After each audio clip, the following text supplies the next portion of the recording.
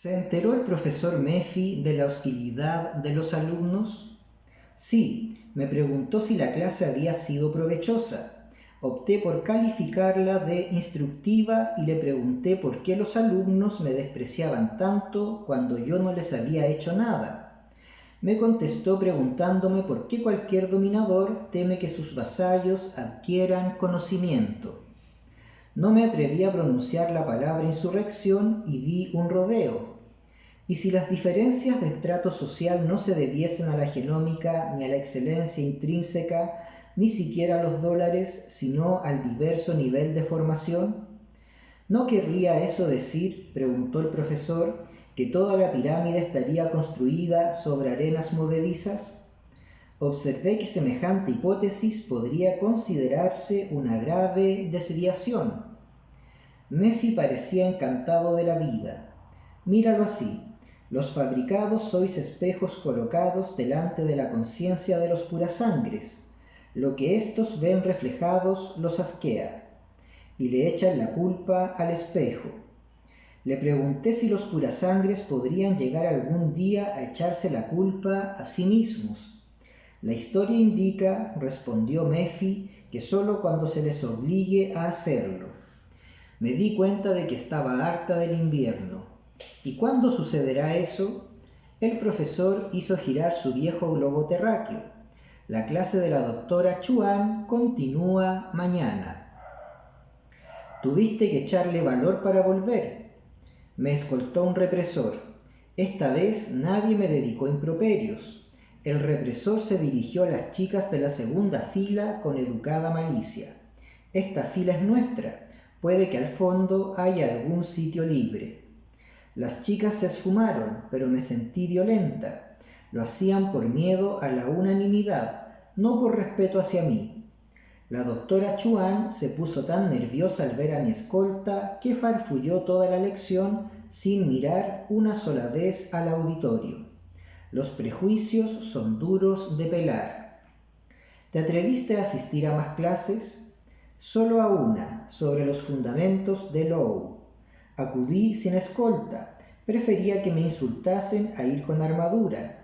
Llegué pronto, me senté en un lateral y me quedé con la visera calada mientras se llenaba el aula. Los alumnos me miraban con desconfianza, pero no me arrojaron proyectiles de papel. Dos chicos de la fila de delante se dieron la vuelta. Tenían un gesto preocupado y sincero. Uno me preguntó si de veras era una especie de genio artificial. Genio no es una palabra que deba usarse tan a la ligera, señalé. Se quedaron atónitos al oír hablar a una sirviente. Debe de ser horrible, comentó el otro, tener una mente inteligente encerrada en un cuerpo tan inferior, genomizado para servir. Le respondí que no sentía apego por mi cuerpo. Esta vez, cuando salí del aula, una hidra de 50 cabezas me atacó con preguntas, micrófonos portátiles y flashes de Nikon. ¿De qué papasongs había salido? ¿Quién me había matriculado en Taemo-san? ¿Me habían ascendido de verdad? ¿Cómo? ¿Había más como yo? ¿Había oído hablar de Yuna 939? ¿Cuántas semanas me quedaban antes de que mi ascensión empezase a degenerar? Era un abolicionista, tenía novio. ¿Habían dejado entrar a los medios en una universidad estatal? No, pero los medios ofrecían una recompensa a cambio de artículos sobre la Sonmi de Taemo-san. Me calé la capucha y traté de abrirme paso hacia la facultad de unanimidad, pero había tal gentío que me arrancaron la visera. Me caí al suelo y me hice varios moretones antes de que dos represores de paisano lograsen desalojar el pasillo. El profesor Meffy me vino a buscar al vestíbulo de la facultad, murmurando que era demasiado valiosa para exponerme de esa manera a una multitud descontrolada. El hombre se ponía y se quitaba compulsivamente el anillo de lluviatita, señal inconfundible de estrés. Quedamos en que me enviarían las clases al Sony. ¿Cómo eran los experimentos matinales a que te sometieron? Un recordatorio diario de mi verdadera condición. Viéndolo ahora, reconozco la alienación que debió de sufrir Yuna 939 cuando se encerró en sí misma. ¿Qué sentido tenía acumular todo ese conocimiento, me preguntaba, si no podía emplearlo para mejorar mi existencia? Vislumbré el panorama en su totalidad y me pareció desolador. ¿Cómo iba a hacer para encajar en Euforia, 9 años y 9 estrellas después, con mis conocimientos superiores? ¿Serían capaces los amnésidos de borrar el saber que había adquirido? ¿Era eso lo que quería? Me pasaba horas sentada sin pasar una sola página del Sony. Todo lo que leí en una semana fue un cuento llamado La Sirenita, del libro del exterior de Yuna, un sombrío tratado sobre la inadaptación.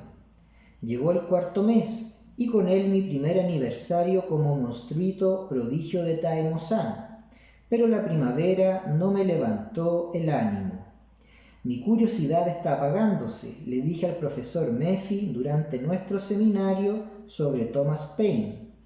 Era un espléndido primer día y por la ventana abierta se colaba el ruido de un partido de béisbol.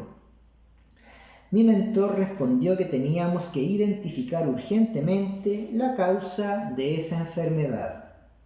Le dije algo así como que la verdadera adquisición de conocimiento no se limitaba a la lectura, que el conocimiento sin experiencia era como la comida sin sustancia.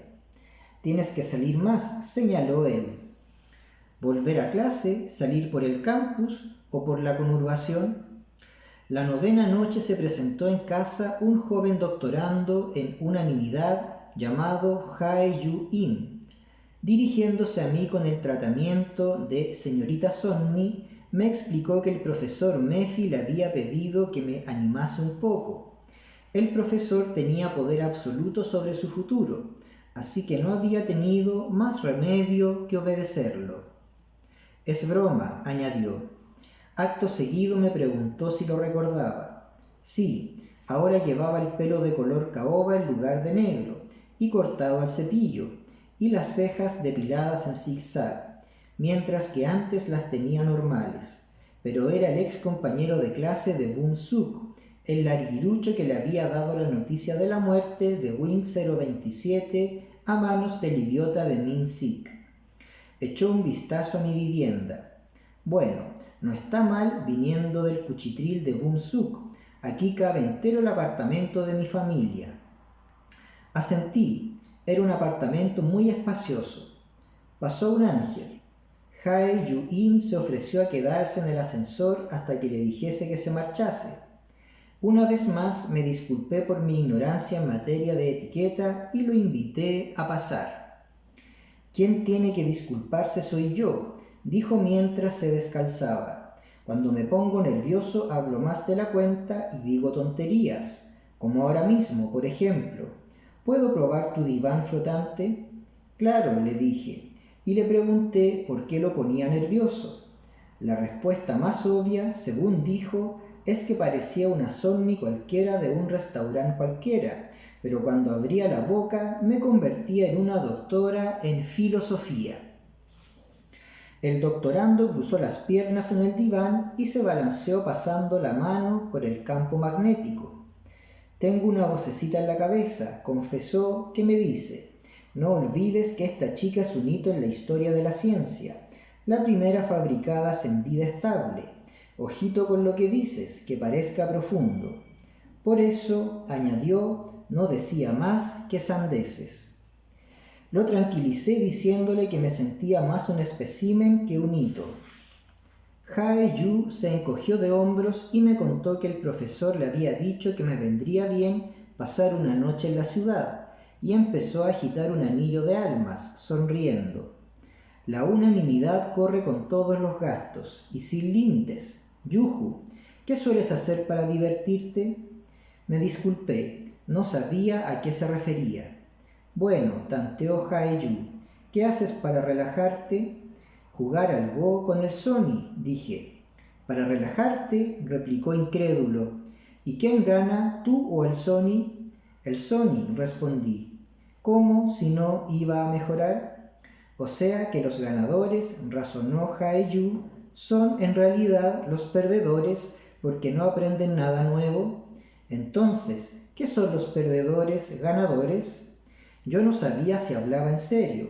Si los perdedores consiguen sacar partido de lo que les enseñan sus adversarios, entonces sí, los perdedores a la larga pueden ser los ganadores.